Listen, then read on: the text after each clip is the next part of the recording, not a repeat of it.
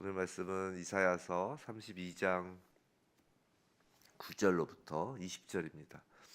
이사야서 32장 9절로부터 20절 우리 한 목소리로 함께 읽도록 하겠습니다. 너희 안일한 여인들아 일어나 내 목소리를 들을지어다. 너희 염려하는 딸들아 내 말에 귀를 기울일지어다. 너희 염려 없는 여자들아 1년 남짓 지나면 너희가 당황하리니 포도 수확이 없으며 열매 거두는 일이 이르지 않을 것임이라. 너희 안일한 여자들아 떨지어다. 너희 염려 없는 자들아 당황할지어다. 옷을 벗어 몸을 드러내고 배로 허리를 동일지어다. 그들은 좋은 밭으로 인하여 열매 많은 포도나무로 인하여 가슴을 치게 될 것이니라. 내 백성의 땅에 가시와 찔레가 나며 희락의 성읍 기뻐하는 모든 집의 날이니 대저 궁전이 패한바되며 인구 많던 성읍이 적막하며 오벨과 망대가 영원히 구렬이 되며 들나귀가 즐기는 곳과 양떼의 초장이 되려니와 마침내 위에서부터 영을 우리에게 부어 주시리니 광야가 아름다운 밭이 되며 아름다운 밭을 숲으로 여기게 되리라. 그때의 정의가 광야에 거하며 공의가 아름다운 밭에 거하리니 공의의 열매는 화평이요 공의의 결과는 영원한 평안과 안전이라. 내 백성이 화평한 집과 안전한 거처와 조용히 쉬는 곳에 있으려니와 그 숲은 우박에 상하고 성읍은 파괴되리라. 모든 물가에 씨를 뿌리고 소와 나귀를 그리로 모는 너희는 복이 있느니라. 아멘. 오늘 회개하라 천국이 가까이 왔느니라 라는 제목으로 이사야서 32장 9절로부터 20절 말씀을 받을 때 우리 주님의 음성, 그 회개하라 라는 그 음성을 듣고 회개하며 나아갈 때 정말 하나님의 말씀, 그 천국의 축복이 우리의 삶 가운데 이루어지길 주님의 이름으로 축원합니다. 자, 오늘 본문은 어제 본 1절로부터 8절, 어제 8절까지 봤죠. 32장 1절부터 8절 그 내용과는 완전히 상반된 내용으로 시작하는 것 같아요. 자, 1절부터 8절 어제 본문에서는 한 의로운 왕이 나타났습니다. 그래서 보라 했죠. 한 왕의 통치를 보라고 했습니다. 의의 통치였어요. 그 왕의 통치를 통한 백성의 행복에 대하여 어저께 예언했는데 갑자기 다시금 오늘 또 심판에 관하여 좀 예언을 합니다. 자, 거듭되는 하나님의 심판 경고에도 불구하고 안일한 분열로 상징되는 유다 백성들이 회개할 기미를 보이지 않고 있기 때문이에요. 오늘 보면 이제 여인들, 딸들 이렇게 나와서 성경에 여인, 딸, 우리 아가서 때도 그랬잖아요. 예루살렘의 딸들, 또 아가서 그 술람미 여인도 여인이고 왜 이렇게 여인, 딸로 많이 이제 하나님의 백성이 비유되나라는 생각을 해봤는데 여인들이 어떤 분은 여인들이 더 이제 신앙이 돈독하고 하나님의 말씀을 더 사모해서 그런 것이라고 하시는 분도 계시는데 기본적으로 신부의 개념이기 때문에 그런 것 같아요. 우리가 이제 예수 그리스도의 신부, 왕의 신부이기 때문에 이렇게 그냥 여인, 딸 이렇게 비유하는 것 같은데 자, 지금 안일한 여인이라는 것이에요. 자, 9절에서 안일한에 해당하는 히브리어는 샤난인데 이 말은 아무런 염려도 없이 태평한 것을 나타내는 그 단어입니다. 샤난, 안일한. 근데 생각해 보면 하나님의 백성이 아무런 염려 없이 태평한 것은 꼭 나쁘다고만 볼 수 없잖아요. 바람직한 삶의 자세라고 할 수 있잖아요. 예수님도 그러셨잖아요. 염려하지 말라라고 하시면서 하나님이 모든 필요를 채우신다. 무엇을 먹을까 마실까 입을까 염려하지 말라. 하나님이 다 채우신다라는 말씀을 하셨잖아요. 하나님의 백성이 염려하는 것은 죄악입니다. 술 취함과 방탕한 만큼이나 큰 죄악이 될 수 있다고요. 염려가 사실 하나님의 축복을 가로막는 죄죠. 어제 1절부터 8절까지 한 왕이신 예수 그리스도가 오셨음을 우리는 보았어요. 우리의 왕이시기에 하나님이신 예수 그리스도가 우리의 왕이시기에 염려한다는 것은 왕을 신뢰하지 못하는 거잖아요. 그 죄입니다. 그러니까 샤난 염려하지 않고 평안한 것 이게 좋죠. 이게 맞죠. 그런데 오늘 본문 9절에서의 그 안일한 여인 또 염려 없는 딸이라는 표현은 그런 평안이 아니에요. 이 말은 뭐냐면 하나님의 공급하심을 신뢰함으로 누리는 평안과는 거리가 멀다는 것이에요. 오히려 본문에서 그 정죄되고 있는 여인들의 태도인 안일함과 염려 없음은 죄를 저질렀음에도 불구하고 조금도 후회하지 않는 뻔뻔함, 죄를 돌이키게 하려고 하나님이 징계하심에도 그것을 인식하지 못하고 지속적으로 악을 고집하는 태도, 주변의 이웃이 고통 중에 있고 사회가 악에 찌들어 심판을 목전에 두고 있음에도 무사태평한 태도를 의미합니다. 우리 알잖아요. 이 당시에 그 예레미야를 제외하고, 예레미야 선지자 시대, 예레미야 선지자를 제외하고 모든 선지자라 이렇게 일컫는 사람들이 평안하다 평안하다 그랬다고요. 그게 아니라고요. 그 아니라면 죄라고요. 오히려. 그럼 도대체 왜 이런 안일한 태도를 갖고 있었을까? 죄를 서둘러 돌이켜야 되고 부지런히 회개하여야 하는데 왜 도대체 이렇게 안일해가지고 평안하다 평안하다 그런 안일한 여인, 염려 없는 딸들이 되었을까? 그건 하나님이 아닌 다른 것에 믿을 만한 구석이 있다고 생각하기 때문이라고요. 9절에서 그걸 알 수 있는 대목이 9절에서 염려 없는에 해당하는 히브리어가 빠타흐라는 단어인데, 이게 기본적으로 이 단어는 무언가를 깊이 신뢰하거나 위기의 때에 무언가를 의지하여 피난하는 것을 나타낼 때 사용하는 동사예요. 이 염려 없는 딸들이라고 하잖아요. 딸들. 복수형을 사용하는 것은 유다 백성들 모두가 즉 위기의 순간에도 뭔가 굳게 의지하고 있는 무언가가 있으므로 염려조차 하지 않는다는 사실을 지금 암시하는 거라고요. 그 의지의 대상은 당연히 지금 하나님이 아니죠. 무엇이었을까요? 그것이 자신들의 물질적 부유함인지, 아니면 그들이 동맹한 애굽인지, 이사야서에서는 주로 애굽이었죠. 아니면 하나님 대신 섬기는 우상들인지, 또 남유다에서 그 우상들을 섬겼죠. 그 우상들인지 명확하지 않지만 사실 확실한 건, 우리가 알 수 있는 건, 하나님을 의지하지 않는 모든 것은, 그것이 물질적인 것이든, 그것이 애굽이란 권력이든, 애굽이란 어떤 다른 세상의 힘이든, 아니면 정말 우상 신상이든, 모두가 바로 우상이라는 것이에요. 하나님을 의지하지 않게 하는 모든 것은, 우상은 하나님보다 앞선 모든 것이 우상이잖아요. 그래서 하나님께서 십계명에서 너와 나 사이에 아무것도 두지 말라고 하잖아요. 자, 어제 말씀과 연결해서 한번 생각해 보겠습니다. 자, 우리에게 한 왕이 오셨어요. 예수 그리스도가 이 땅에 오셔서 공의로 통치하십니다. 우리는 왕의 소식인 그 복음을 들었고 왕을 믿어서 그의 나라 백성이 된 자예요. 그런데 왕의 통치를 받아야 할 하나님 나라 백성이, 지금 넘 얘기하지 말자고요. 하나님 나라 백성이 우리가 여전히 왕이신 예수 그리스도 이외에 자신들의 물질적 부유함을 의지하든, 아니면 세상 권력을 상징하는 애굽을 의지하든, 여하튼 예수 그리스도 이외의 우상을 의지하면서 살아가고 있지는 않느냐 말이에요. 하나님의 징계와 심판의 경고를 우리는 날마다 성경 말씀을 통해 듣잖아요. 우리 창세기 요새 성경 공부하면서 하나님께서 아브라함에게 무엇을 알려주세요? 심판과 구원을 알려주시잖아요. 그때부터, 아니 그 노아의 홍수 그때부터, 우린 창세기부터 요한계시록까지 이 성경 전체 66권에서는 주제가 딱 있어요. 그게 뭐예요? 심판과 구원이에요. 구속사라고요. 예수 그리스도의 십자가가 그 심판과 구원의 그 정점에 서 있는 거잖아요. 이 성경 전체에 대한 이야기는 심판과 구원이에요. 인류의 역사는, 하나님이 기록하신 인류의 역사는 심판과 구속사라고요.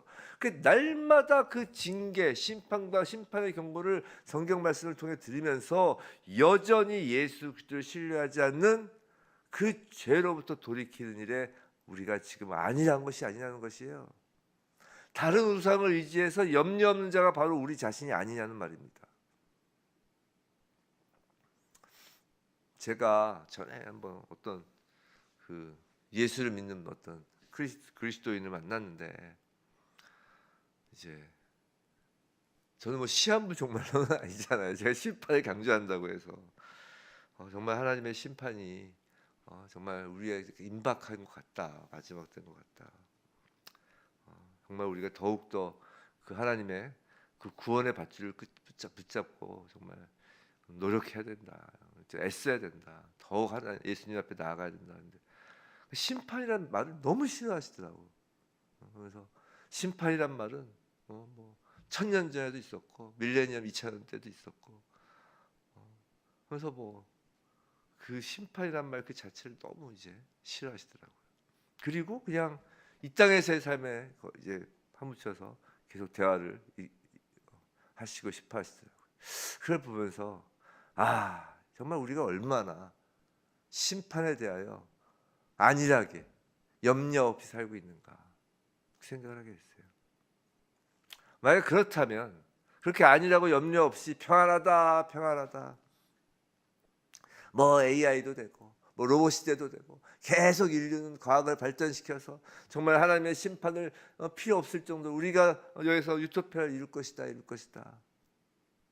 그렇게 된다면 10절 아니라고 염려 없는 여인들은 당황하게 될 것이라는 거예요. 씨를 뿌리고 농사를 지으면 1년 후에 수확이 있어야 되는데 수확이 없어질 것이기에 당황할 것이라는 것이에요. 성도 여러분, 어제 왕의 통치로 인한 축복에 관한 말씀을 보았잖아요. 이렇게 축복을 해달라고 기도까지 했죠. 복 달라고 기도까지 했잖아요. 정말 강대상에서 제가 설교하는 가운데 그런 기도 별로 한 적 없잖아요. 그만큼 사실 우리는 축복이 필요해요. 하나님 우리에게 복을 주셔야 됩니다. 뭐 하나님이 함께 하시는 복, 그 하나님께서 함께 하시는 복으로 말미암아 하늘의 풍요로움을 받아야 돼요. 정말 우리 정말 이 땅에서 한번 이 땅에서 사는데 그래도 뭐 남들보다 더 부유할 것까지는 아니지만 너무 궁핍하면 힘들잖아요. 하나님의 자녀가 힘들잖아요. 복을 달라고 하는 정말 어린 아이와 같이 어떻게 기도를 했는데, 그런데 그 왕의 통치에도 불구하고 그 모든 것은 왕의 통치로 인한 것이에요.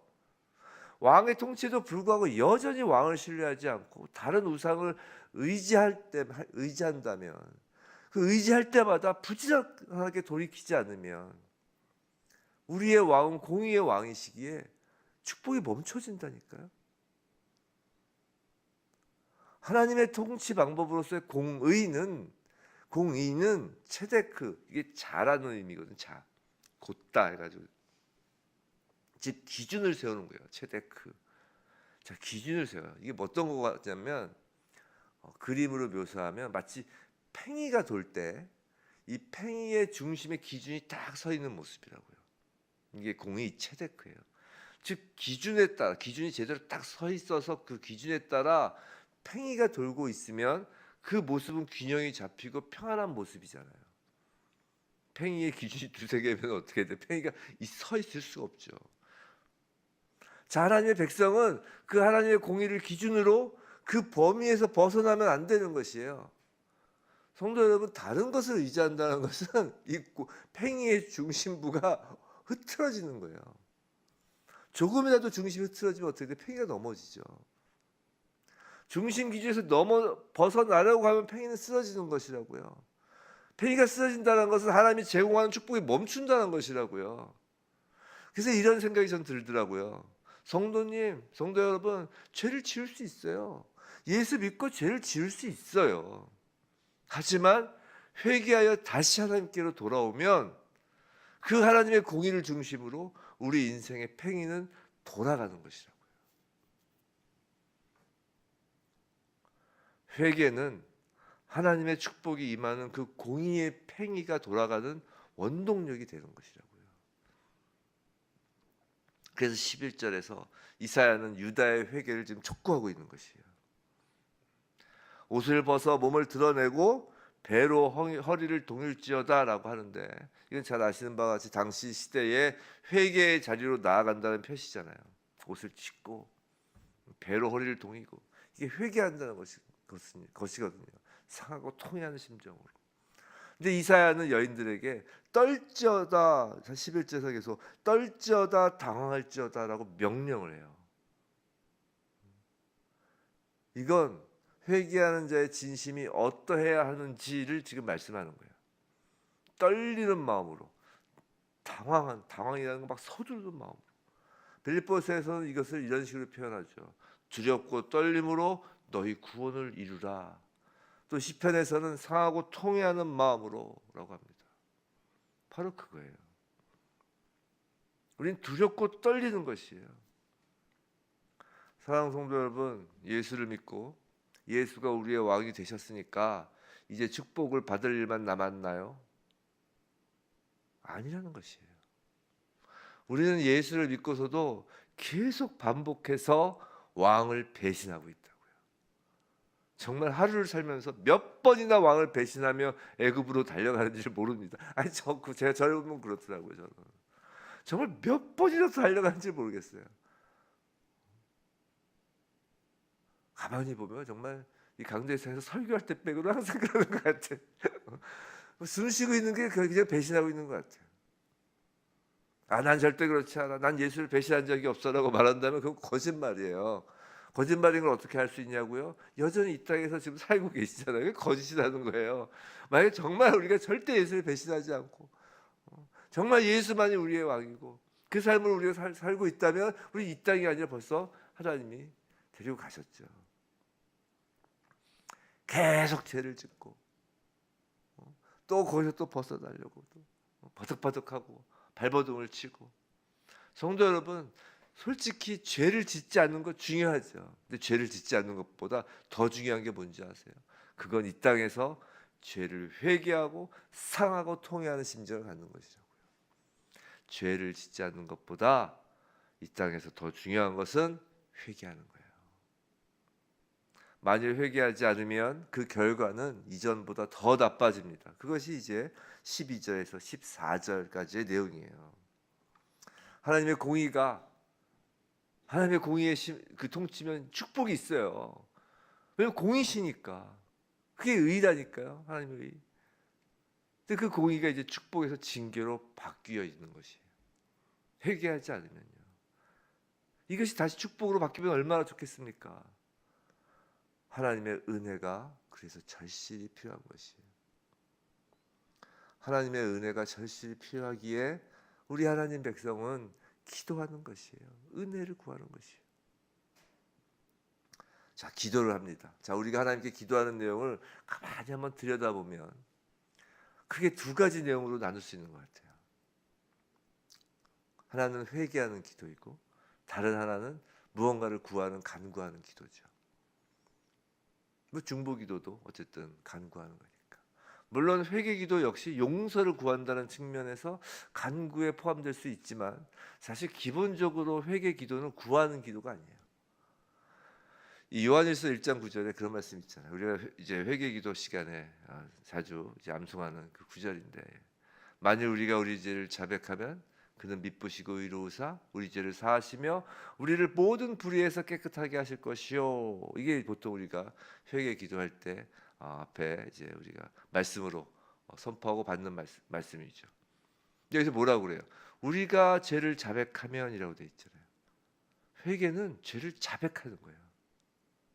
우리는 용서해 주세요라고도 말할 자격조차 없다고요. 그럴 면이 없는 존재들이라고요. 생각해 보세요. 십자가에서 우리를 구원하신 예수 그리스도 앞에서 또 죄를 짓고 또 용서를 구하는 우리의 모습을 생각해 보세요. 그럴 면목이 있어요? 물론 우리가 피조물이고 자녀이기에 그 면목까지도 하나님께서 요구하지 않으시지만 우리는 그저 죄를 자백할 뿐이에요.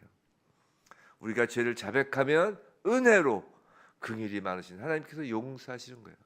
은혜는 선물이잖아요. 하나님의 용서는 선물이라고요. 그리고 회개는 그렇게 기도에서만 머무는 것이 아니에요. 행동으로 이어지는 것이죠. 몸을 드러내고 배로 허리를 동이는 것은 행동이잖아요. 죄에서 벗어나려고 발버둥 치는 행동이 반드시 있어야 되는 것이에요. 이렇게 회개 기도가 하나 있고 또 하나 이제 간구하는 기도죠. 이 간구하는 기도에서 우리는 모든 우리의 필요보다 뭘 구하라고 배웠죠? 성령을 구하라고 배웠어요. 그렇기 때문에 우리의 기도는 성령을 구하는 것이에요. 그런데 이 회개와 성령이 별개가 아님을 오늘 본문 15절에서 알 수 있어요. 15절. 우리 15절 다시 한번 우리 한번 읽어볼까요? 시작. 마침내 위에서부터 영을 우리에게 부어 주시리니 광야가 아름다운 밭이 되며 아름다운 밭을 숲으로 여기게 되리라. 자, 마침내 위에서부터 영을 우리에게 부어 주시리니라고 합니다. 자, 여기서 영은 히브리어로 루아흐입니다. 성령을 가리키죠. 그리고 성령이 임하면 이제 15절 후반부부터 이제 광야가 아름다운 밭이 되며 아름다운 밭을 숲으로 여기게 되고 16절 하나님의 정의와 공의의 통치가 회복되고 17절 화평, 평안 또 뭐예요? 안전. 18절에서는 화평한 집, 안전한 거처, 조용히 쉬는 곳, 즉 샬롬, 평강이 이루어진다는 것이죠. 성령이 임하면. 19절, 20절은 이제 심판과 구원을 대표적 갑자기 문맥의 흐름이 끊기면서 19절, 20절은 19절은 심판, 20절은 구원의 그 두 개를 딱 결론적으로 맺는 말이에요. 자, 여하튼 성령이 임하면 그런 하나님의 정의와 공의가 회복되고 화평, 평안, 샬롬이 이루어집니다. 그런데 15절이 어떻게 시작되냐면 마침내로 시작된다는 것이에요. 이 마침내가 우리의 번역은 마침내 이렇게 번역되었지만 히브리어는 아드고 그 뜻이 뭐냐면 뭐뭐 할 때까지예요. until 해가지고 그래서 이제 마침내로 번역을 한 것이에요. 자, 뭐뭐 할 때까지. 자, 무슨 말이냐면 하나님의 통치를 의지하지 않아서 축복이 멈추고 땅이 황폐해졌는데, 자, 우리가 회개할 때 성령이 임하는 것이에요. 근데 언제까지 회개를 하라고요? 성령이 임할 때까지 회개하라는 것이에요. until. 성도 여러분, 그런데 성령이 임하지 않는다는 것은 뭐예요? 우리는 모두가 숨 쉬지 않고 있는 것 같다는 것이에요. 성령이 임한다는 건 우리가 죽은 자에서 산 자가 됐다는 것이잖아요. 성령이 아니고서 우리는 산 자가 아닌 죽은 자로 있는 거라고요. 이제 우리가 죽은 자에서 산 자로 옮겨졌는데 왜 자꾸 죽은 자처럼 살려고 하냔 말이에요. 왜 죽은 자가 의지하는 그 애굽으로 내려가려고 하냔 말이에요. 그것도 날마다, 아니 매 순간마다. 솔직히 우리는 하나님 말씀인 성경 말씀을 통해 회개할 수 있고 회개하여야 하는 것이에요. 언제까지요? 위에서부터 하나님의 영을 우리에게 부어주실 때까지 말이에요. 성도 여러분, 우리는 날마다 성령이 부어져야 숨을 쉴 수가 있는 거라고요. 성령이 아니고선 산자일 수가 없는 존재예요. 오늘 설교 제목이 뭐였어요? 회개하라, 천국이 가까이 왔느니라. 예수께서 회개하라, 천국이 가까이 왔느니라 라고 하셨다고요. 그 말씀은 지금도 유효해요. 천국이 뭐예요? 예수님이잖아요. 예수님께서 회개하라, 천국이 가까이 왔느니라 라고 말씀하신 건 앞으로 가까이 올 것이다가 아니라 회개하라, 지금 천국이 너희와 함께 있다는 것이에요. 예수님이 초림하셨을 때 그 말씀은 지금도 유효하다는 것이에요. 지금 천국이 가까이 왔다, 이 말씀은 성령으로 지금 천국이 우리에게 함께 있다는 것이에요. 회개하라는 것입니다. 회개하여야 임하시는 그 성령을 우리가 누릴 수 있는 것이에요. 성령 하나님도 하나님이십니다. 성부 하나님, 성자 하나님, 성령 하나님은 삼위 하나님, 한 분 하나님이시라고요. 지금 천국이 우리에게 임한 것이라고요. 성도 여러분, 근데 왜 그것을 못 누리나요? 그것은 회개하지 않기 때문이에요. 우리가 날마다 애굽으로 내려가는데 솔직히 회개하지 않기 때문이에요. 그래서 한번 회개하면 끝이다라는 건 완전히 그거는 우리를 지옥 속에 살게 하겠다는 것이에요. 이 땅에서 지옥만을 경험하고 죽어서도 지옥에 보내려는 사탄의 거짓된 말이라고요. 성도 여러분, 날마다 회개해야 돼요. 매 순간 회개해야 됩니다. 회개는 행동이잖아요. 상하고 토해하는 마음, 와, 내가 또 애굽으로 가고 있네, 내 발이. 예수님이 뭐라고 그러세요? 발을 찍어버리라고 그러잖아요. 손을 찍어버리라고 그러잖아요. 눈을 빼라고 그러잖아요. 그만큼 죄에 대하여는 우리가 철저하게 미워하고 철저하게 돌이켜야 돼요. 매 순간 회개하여. 그게 뭐예요? 회개해서 뭘 하겠다고요? 왕이신 예수 그리스도만을 의지하는 것입니다. 그때 우리는 이미 임하신 그 성령으로 인하여 천국의 축복을 누리는 것이에요. 회개하지 않으면 숨을 쉬지 않는 것과 같다는 것이에요. 부디 두렵고 떨리는 마음으로 회개하며 왕이신 예수 그리스도만 의지하여 위로부터 부어주시는 그 성령으로 말미암아 이 땅에서 천국의 축복을 누리는 교회 성도이길 주님의 이름으로 축원합니다.